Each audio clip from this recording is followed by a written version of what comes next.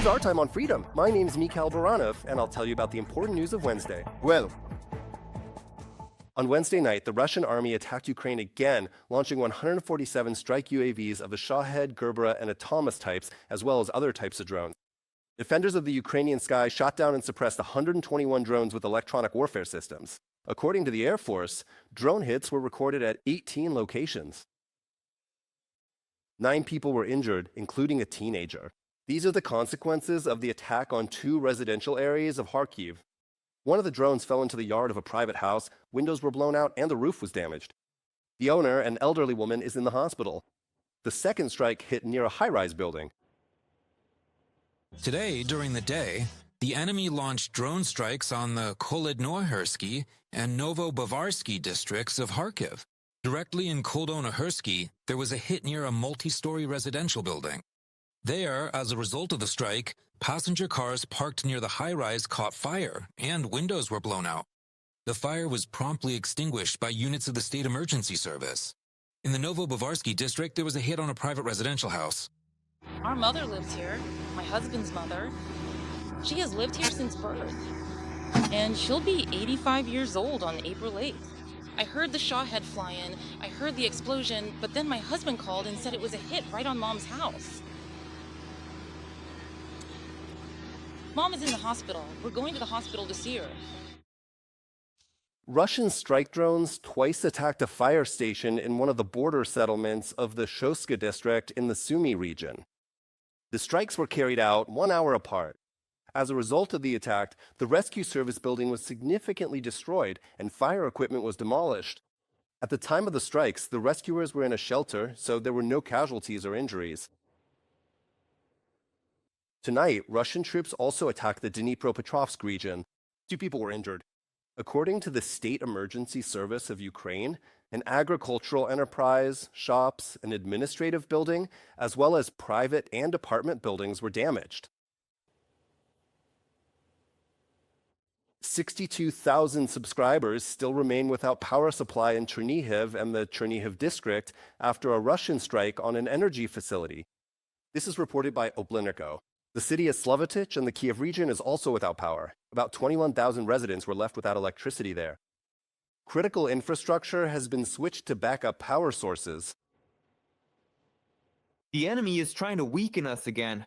They are purposefully hitting the energy sector and people's daily lives. Russian criminals are fighting against life itself. Points of invincibility are open and ready to receive those affected. Despite all the enemy's attempts to plunge us into darkness, we continue to work and support each other. Mykola Kalashnik, head of the Kyiv Regional State Administration, on Telegram.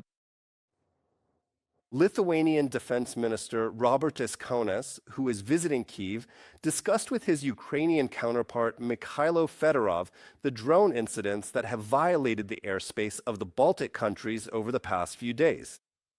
Kaunas noted that such cases are a signal to strengthen the defense of NATO's eastern flank and attract investment from the European Union for more intensive border surveillance.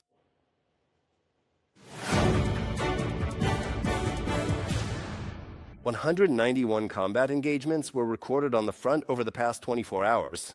According to the General Staff of the Armed Forces of Ukraine, the situation remains most difficult in 3 directions. In the Pokrovsk direction, defense forces repelled 47 Russian assaults. 39 attacks were repelled in the Kostyantynivka sector and 22 in the Huliaipol sector. In addition, the enemy tried to attack 9 times on the Lyman bridgehead, 8 on the Alexandrivka, and 5 each on the Kupiansk and Slavyansk directions. The armed forces of Ukraine repelled 4 more Russian assaults on the Kramatorsk sector of the front. Military experts note that the Russians have no real success in any of the directions, and the enemy is only suffering colossal losses. The primary strategic trump card that Putin has reportedly managed to pull out of his sleeve is the successful military capture of several new cities: Kostyantynivka, Vovchansk, Pokrovsk, and especially Kupiansk, Huliaipol. And all of this turned out to be a big lie.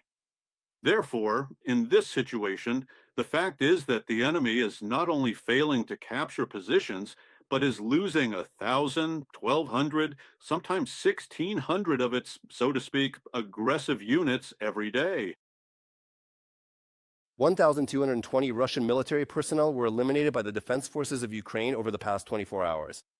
Thus, the total losses of the Russian army since the beginning of the full-scale war already exceed 1,290,000 soldiers.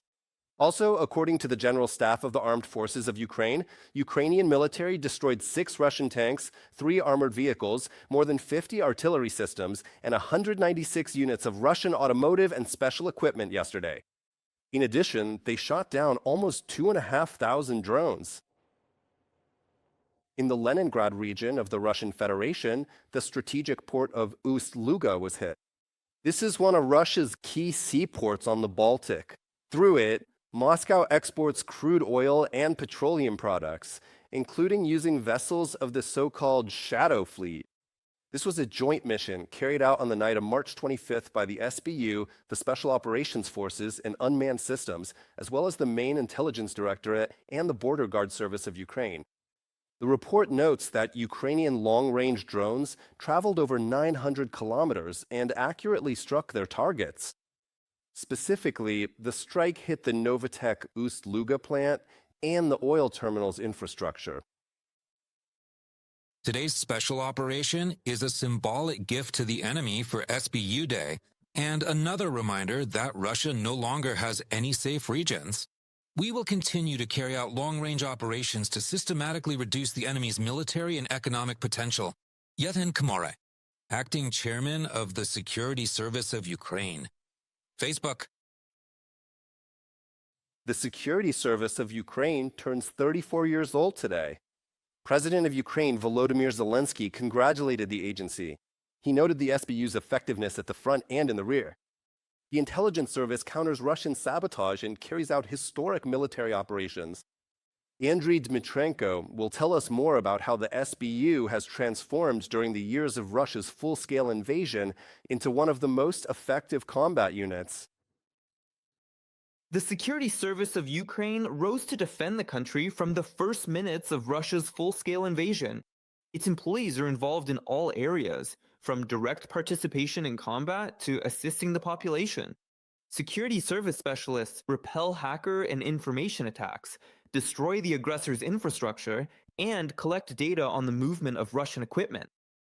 They also regularly detain Russian agents, saboteurs, and collaborators. In the first month of the full-scale invasion alone, the SBU detained over 350 members of sabotage and reconnaissance groups. The fight against Russian recruiters is also ongoing. Agents of enemy intelligence services are being exposed en masse, and multi-stage special operations have neutralized attempts by enemy military intelligence to smuggle militants from the Middle East into Ukraine. Among other things, the identity of an individual involved in selecting and recruiting mercenaries for the invaders' army has been revealed. SBU investigators are also documenting the enemy's crimes. Evidence of these includes conversations of Russian army soldiers intercepted by the security service. Our sergeant major here has really gone off the rails. He looted TVs, washing machines, a grill, all that. Well, basically, he's grabbing everything. I'm telling you again, if we don't take it, someone else will. And Putin authorized looting for us. Well, he issued a decree there. So it's not a criminal offense that we're looting. At the end of 2022, the SBU focused its attention on naval operations. Thus, on October 8th, the bombing of the Kerch Bridge was organized, which significantly complicated the enemy's transport of equipment and ammunition. This operation was the first successful strike on a key transport artery of the Russian Federation. After that, the SBU attacked the Kerch Bridge 2 more times. Now it is in a state of disrepair and is no longer a powerful logistical artery. The Crimean Bridge, although it remains a symbol of occupation, no longer has the practical significance it once did. But still, Ukraine is trying to destroy this monument to occupation by all available means, but we do it carefully. Because a lot of effort can be put in there, worth tens or hundreds of millions of dollars. In 2022, the SBU used the Ukrainian-made Sea drone for the first time. These are unique unmanned surface and underwater vehicles: Magura V5, Sea Baby, Mamai, Marichka, Toloka. As a result of the first attack in Sevastopol Bay, 4 Russian vessels were damaged. In 2023, the SBU introduced two models of sea drones, Sea Baby and Cossack Mamai. In the summer of that year, Mamai hit the large landing ship Olenegorsky Gornyak and the military oil tanker Sig. In this way, Ukraine showed that it can hit targets even in the port of Novorossiysk. Is that a ship or what? It's just that from one... According to Western experts, by early 2024, Ukraine had destroyed or disabled a fifth of the Russian Black Sea Fleet, including the flagship cruiser Moscow. After that, Russia was forced to withdraw its ships to Novorossiysk. At the same time, the security service intensified long-range strikes deep into Russian territory. With the help of drones, the defense forces managed to disable 14% of the aggressor country's oil refining capacity. The most successful and daring operation of the security service in 2025 was Operation Web. It was prepared for more than 18 months. 117 drones were delivered to Russian territory by trucks and launched at 4 airbases in the Irkutsk, Murmansk, Ryazan, and Ivanovo regions. At least 13 aircraft were destroyed. More than a third of the aggressor country's military aviation was damaged. Losses are estimated at $7 billion.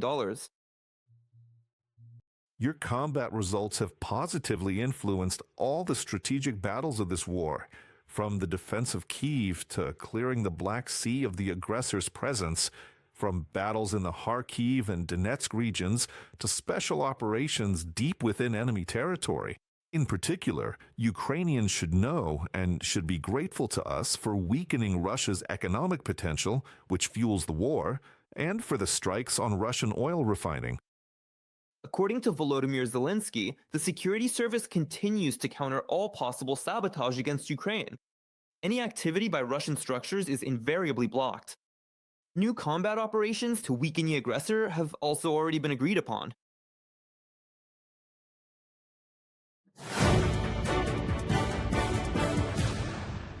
Russian invaders continue to shell southern Ukraine. In the Odesa region, one person was killed and another was wounded. 6 private homes have been damaged. UNESCO experts will visit Lviv to document the destruction and assess the damage caused by Russian shelling. This was reported by the foreign minister, Andriy Sybiha. The diplomat called on the organization to respond to Moscow's violations of international law with sanctions. In turn, the Ukrainian Institute of National Remembrance is calling for the Russian Federation to be expelled from UNESCO due to systematic attacks on cultural heritage sites in Ukraine. As a reminder, yesterday, during a massive attack, a Russian drone struck the center of Lviv. As a result, one of the city's landmarks, the Bernardine Monastery, was destroyed. Russia did not simply strike buildings in the center of Lviv. This is a strike against the UNESCO World Heritage. A direct strike against UNESCO as an organization. A strike against everyone in the world who cares about cultural heritage. We demand strong reactions. Andriy Sybiha, the foreign minister of Ukraine, speaking on the United News Telethon.